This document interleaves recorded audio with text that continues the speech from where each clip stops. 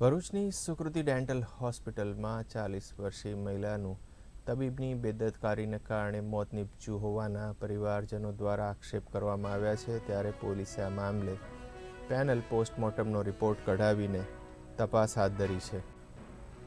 ભરૂચની સાધના વિદ્યાલય પાછળ આવેલી બડેલીખો વિસ્તારમાં રહેતા ઇરફાન પટેલના 40 વર્ષીય પત્ની નસીમ પટેલને દાંતનો દુખાવો થતાં તેમને તબીબી પરીક્ષણ માટે શહેરની સુકૃતિ ડેન્ટલ હોસ્પિટલમાં લઈ જવામાં આવ્યા હતા, જ્યાં તબીબે નસીમ પટેલને દવા આપી હતી, પરંતુ પુનઃ દાંતમાં દુખાવો થતાં તેમને તબીબ પાસે લઈ ગયા હતા। ત્યારે તબીબે તેમની દાઢનું ઓપરેશન કર્યું હતું। ઓપરેશન પૂર્ણ થયા બાદ મહિલાની હાલત ખરાબ થતાં ડૉક્ટરે નસીમ પટેલને અન્ય હોસ્પિટલમાં સારવાર અર્થે ખસેડવા કહ્યું હતું। આથી તેમને ભરૂચની આદર્શ હોસ્પિટલમાં સારવાર અર્થે ખસેડવામાં આવ્યા હતા, જોકે ત્યાં નસીમ પટેલનું મોત નીપજ્યું હતું। આ મામલે પરિવારજનોએ આક્ષેપ કર્યો છે કે સુકૃતિ હોસ્પિટલના ડૉક્ટરની બેદરકારીના કારણે નસીમ પટેલનું મોત થયું છે। ત્યારે પરિવારની ફરિયાદને આધારે એ ડિવિઝન પોલીસે ધોરણસરની કાર્યવાહી હાથ ધરીને તપાસ શરૂ કરી છે। ત્યાં દવા લેવા ગયા ત્યારે ડૉક્ટરે ચેકઅપ કર્યા પછી અમને કીધું કે આમનું તાત્કાલિક ઓપરેશન કરવું પડશે, દાળમાં પસ થઈ ગયું છે। અમે ઓપરેશન માટે રજામંદી તો આપી, પણ અમે એમ કીધું કે અમને થોડી પૈસાની સગવડ કરવી પડશે, એટલે અમે કાલે આવીને ઓપરેશન કરાવી જઈશું। પણ ડૉક્ટર સાહેબે બહુ આગ્રહ કર્યો અને જીદ કરી કે આજે ને આજે જ ઓપરેશન કરવું પડશે। તોય અમે ના છૂટકે એમને સંમતિ આપીને પૈસાની જોગવાઈ કરી।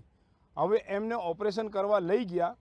ઓપરેશન કરાવતા પહેલાં એમની મેડિકલ રિપોર્ટ જે છે કે બ્લડ રિપોર્ટ કઢાવી ને એ કઢાવવા માટે માણસ મોકલી દીધા ને થોડીક જ વારમાં એમણે ઓપરેશન થિયેટરમાં મારી ભાભીને લઈ લીધા રિપોર્ટ આવ્યા પહેલાં, ને પછી એમણે ઓપરેશન કરી નાખ્યું। ઓપરેશન 15-20 મિનિટમાં થઈ ગયું। ઓપરેશન કર્યા પછી મારી ભાભીની તબિયત એકદમ જ ખરાબ થઈ ગઈ, ક્રિટિકલ થઈ ગઈ। એટલી વારમાં ડૉક્ટર સાહેબ આવ્યા, એમને કીધું કે ભાઈ મારે આ બહેનની તબિયત બહુ ક્રિટિકલ થઈ ગઈ છે, એમને બીજી હોસ્પિટલમાં રિફર કરવા પડશે। મેં એમને પૂછ્યું કે સાહેબ આ તો દાળનું ઓપરેશન છે, એના માટે બીજી હોસ્પિટલ શા માટે? તો કે ક્રિટિકલ એમની પોઝિશન થઈ ગઈ છે। તો અમને ડૉક્ટર સાહેબે કીધું કે હવે એમને બીજી હોસ્પિટલ લઈ જવું પડશે।